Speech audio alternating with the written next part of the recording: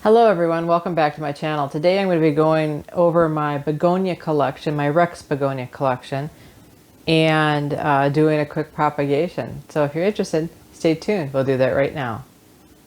So when I started collecting begonias, the Rex I thought was one thing. I didn't realize there was hundreds of them. So Rex is kind of a classification on its own for how it grows. But the color is spectacular. And the one thing to know about a Rex Begonia, or begonias in general, depending on what light you give them, they will change color a little bit. So they'll be a little bit off. So the brighter the light, it will just make a difference in the leaves. Sometimes the light intensity, if it's less, actually brings out more color, not more. Most of my begonias get a minimum amount of direct sun, and the direct sun is going to be 10 to 12 feet from a window. This begonia is called Incaite, and it is incredible, the red hues and stuff on it.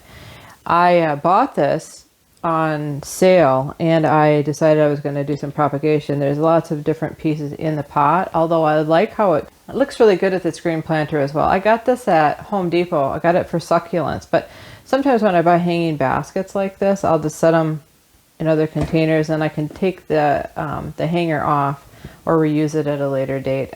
I change my mind frequently, so sometimes I leave the hangers in there, and then I move things around. But today we're going to do some propagation as well towards the end of this video. This one has a lot of white on it as well as some pink veins. Although none of the tags have the actual variety on them, I did some research to try to get close. I think this one is called Festive Celebration, and the back of the leaves are really quite stunning. This collection in particular is setting 12 feet from a west-facing window behind a sheer. So it really gets any kind of direct sun, and I think this one's doing better. It gets a little bit of morning sun.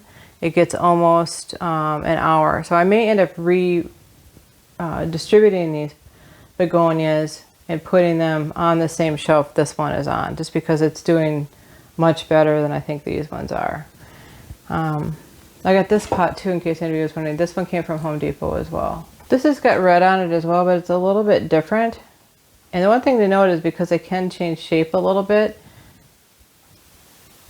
you know, it could be that it's the same variety, but it's just a younger leaf. But looking at the younger leaves I have here, I don't think so.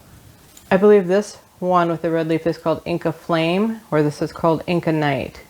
You can see the difference in the leaves. And they're immature, they're pretty little yet, which is okay. This next begonia, I've seen change color in my home depending on where I have it. And when I have it in a little bit brighter light, it turns a little bit more neon green, which I tend to prefer that to be a little bit more neon, so it's a little bit in contrast for the colors. The back of this leaf has a green veining on it with red in between. I believe this one is called Zumba. I think that's the variety. And the little bitty leaves start out very red, and then they turn this limey or fuchsia green. The stems on this one, or the petioles, are spotted as well. I'll do some close-ups so people can see. But it's pretty interesting, the color combination. This last one is not happy right now, which is why I'm going to do the propagation. This one is called Escargot, which you can kind of tell by the leaf, the way that it curls around. It's really quite stunning.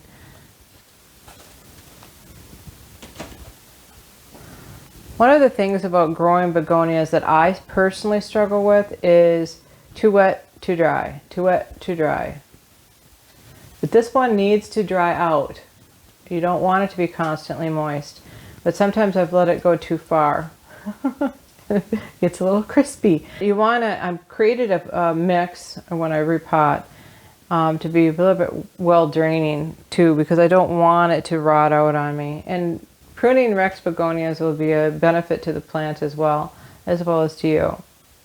So the next thing I'm going to do is I'm going to get ready to do the propagation. So I've created a mix of about 50% regular potting soil, and I've added some perlite, 50% perlite, just to give it a little bit more of a well drain. And I'm just going to mix this up right now a little bit more. And then when doing propagation, I really like repurposing, recycling. So this is just a food container that I've washed out and prepared it to be a mini greenhouse, and it's got a built-in lid. Isn't that cute? I mean, it's got tons of containers. So we're going to fill this up. I'm going to fill the container with some of this potting medium. And I have a second container here I'm going to fill because we're going to do a lot of propagations. The dome will help hold the humidity in to allow these to take root. The next thing I'm going to do is going to be to kind of pat this down a little bit, and then I am going to moisten the soil with just plain water.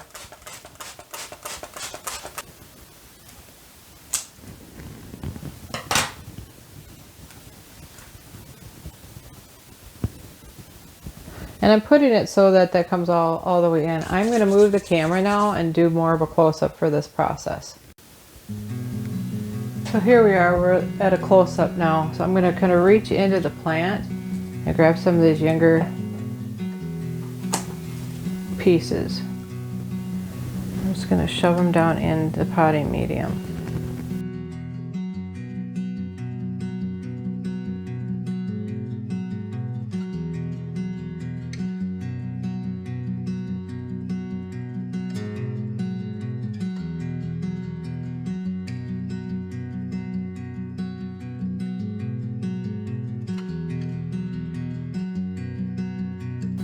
It's going to take about 2 months for the roots to form on these.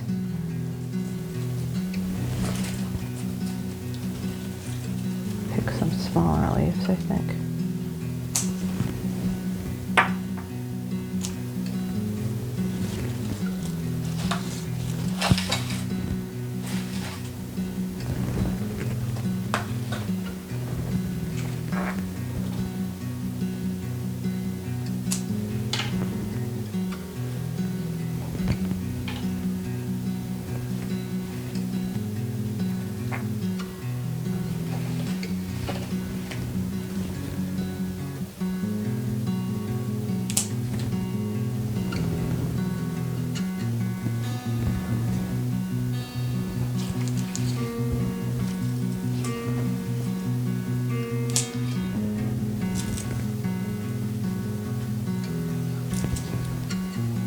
Alright, I think I'm done with that one.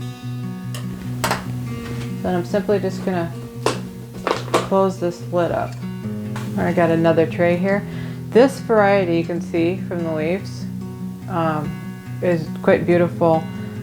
This is the Escargot variety, and I love this plant. I love how it looks. So it's not happy because of my watering routine made it very sad. So I'm very interested in saving this plant. So whenever you have a plant that's essentially dying or not doing well, propagation is a good way to save and make sure that you've got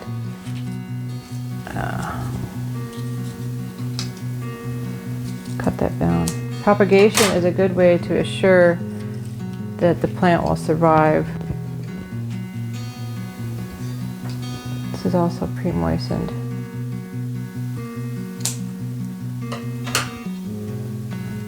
It's got a few different things going on.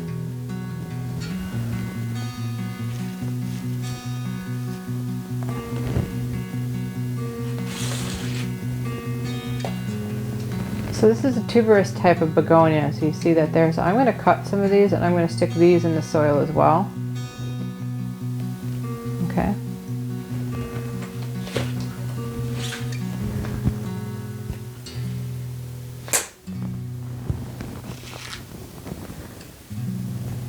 Hopefully it stimulates some growth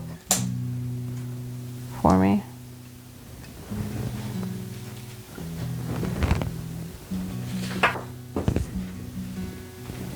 The next one I'm going to do is Inca Flame. Let's see that color, it's pretty amazing.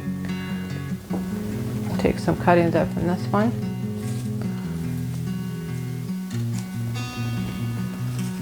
I'm going to plant this up kind of like rows of vegetables.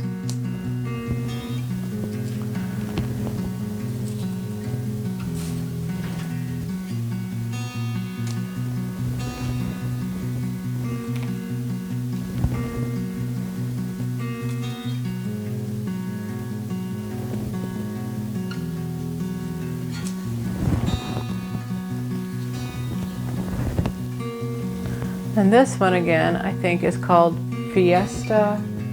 This one again, I think is called Fiesta Celebration. If you look at these petioles, you can see they're pink and the veiging's pink, which is really quite striking. Let's take some of this. Yeah, I want to take some of the smaller leaves if I can find some in here. I don't have a lot of choices. I'm going to take this out of here. Plants usually benefit from pruning too.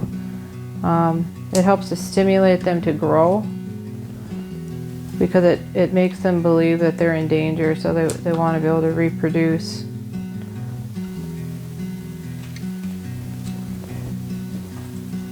Got some little ones coming in here yet. They're coming slowly but surely. Take a little medium leaf cut in here. We'll put 3 pieces in this one. This last begonia is just very brilliant in color. Right now it's not happy, so it's not as brilliant as it usually is. But this one, this brilliant colored begonia is called Zumba, I believe. But you can see how it's almost has the same kind of leaf as the escargot. And the back looks like that. And the petioles are spotted, which is interesting. Let's take some cuttings of this one.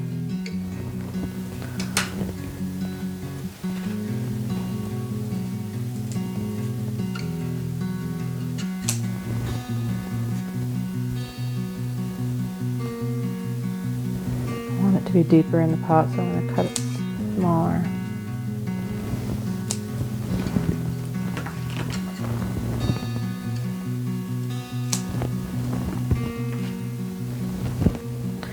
Sometimes you can, if you put these in the potting medium with a longer piece, then that's where the roots come out, is where it's connected to the soil. And I don't want the roots forming way down here. I want them to be up here, and then I want the plant to form around it, which is why I'm doing it this way.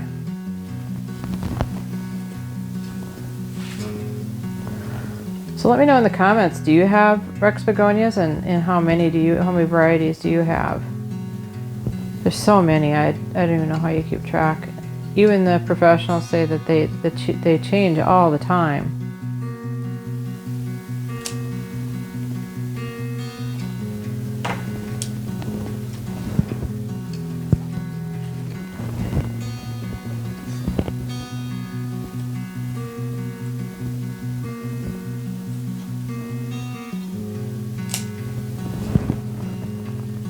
You can see all the different colors of the leaves, even though it came from the same plant, depending on the age. It's very interesting, the science of begonias. I think the last thing I'm going to do is I'm going to give these a good spray too.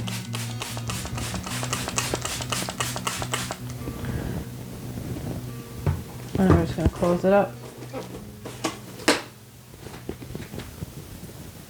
So that concludes my begonia collection / propagation for this video. If this video is helpful, give us a thumbs up so YouTube knows to share this content with others. Also, I would not recommend this plant for beginners. I think the watering regime is way too tricky for a beginner. I think that you'll have issues if you're a beginner. I would not take this one on unless you get a cutting from somebody and you want to do this first. Yeah, not for beginners, in my opinion, not for beginners. Now I'm going to go place these propagation vessels into a room that is bright, but no direct sun will touch them. My propagation table I'm going to put these is a west facing window with a sheer over it. So it'll be about 10 feet from the window, because I don't want light getting in there. I don't want moldy issues happening. And then I may put them in 2 different locations too. I don't know. It's going to take about 2 months before I'm going to pull these up and see how we did.